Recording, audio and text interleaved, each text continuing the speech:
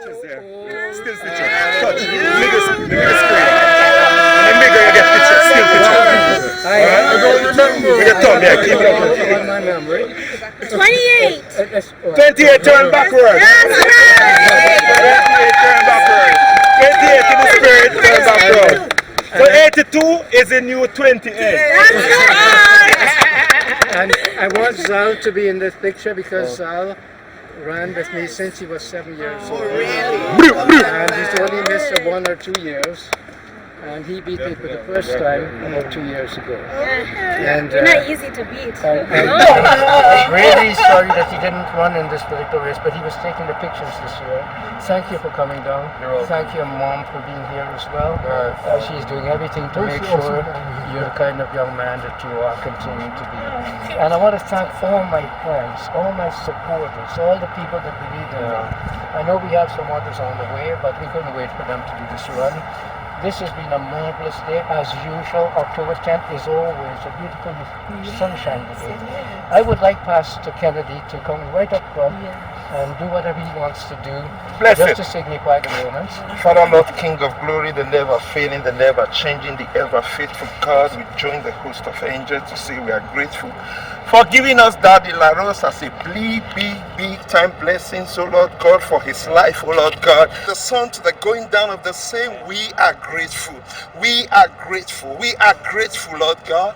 Mighty Jehovah, every other thing, oh Lord God, I pray that we are to embark on, oh Lord God. Father, Lord, even the life of Daddy, Lord God Almighty, we use this opportunity to commend the black race, oh Lord, and other race by extinction, oh Lord God.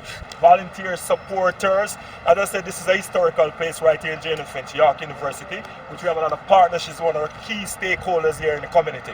Once again, to God be the glory, great things he has done. Give us a man like this, one of the last icons of legends in the community. And we're here to celebrate big time. We have standing on the shoulders of all those who have gone before us. This for me is a very special moment, largely because as I turn 82, there's some people who've been in my life for a very long period of time. And I just want to make a note of this on this my 82nd birthday. And the longest known person who's still alive that I'm with is standing right over here. So this is Richard Jordan. He and I go back since we were 18 years old. Oh, wow. And we used to do all the night clubbing. In those days there were no night clubs, but we did it quite well. And we had all the girls and all that. Wow. You still a rose with all of the girls. Like that. So we ran the hospital literally. So we joined the public hospital in Georgetown. We met each other in 1955, and then we went for, that's when we had the interview for the nursing job to train as nurses, and then we started working in the hospital, public hospital Georgetown, 1st of September 1956 together, right? And when my mother died, he was at that funeral as well. That was in about 1957, right? So we have a long history. His mother has only recently passed away, just a little over 100. And congratulations. 100. Give it up for your mom, sir.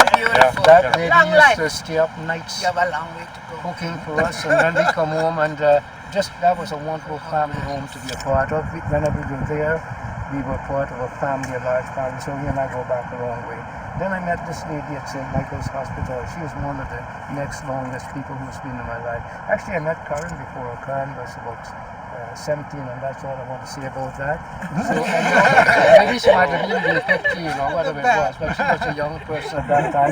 There was no Zion around then, right? But her mother certainly was around, and I know that many years ago, and we got caught up and connected.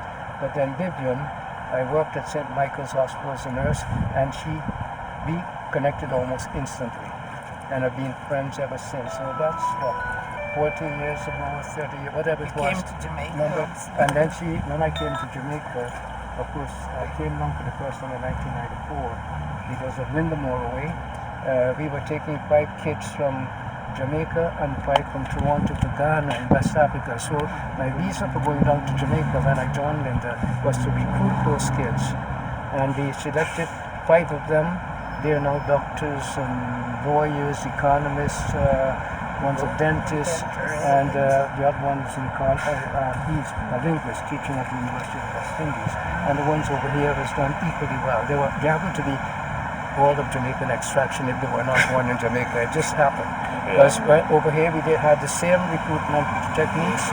We put in the papers, we interviewed them, and so that was a remarkable trip we made to Ghana in 1997. It was paid for, we raised the money for it, we had $1,000 in those days, 1997, and we flew those kids down there, brought them back. They spent 2 weeks in Ghana touring the country. So we were trailblazers in many, many ways. But I want to acknowledge Vivian and her husband, because once we got connected, they were like a second family to me. Every Christmas we would have brought those things from grandchildren to great-grandchildren. Her mother, who was a beautiful dancer as well, apart from being a very pretty lady. And so was Vivian. We did a lot of dancing together in our time.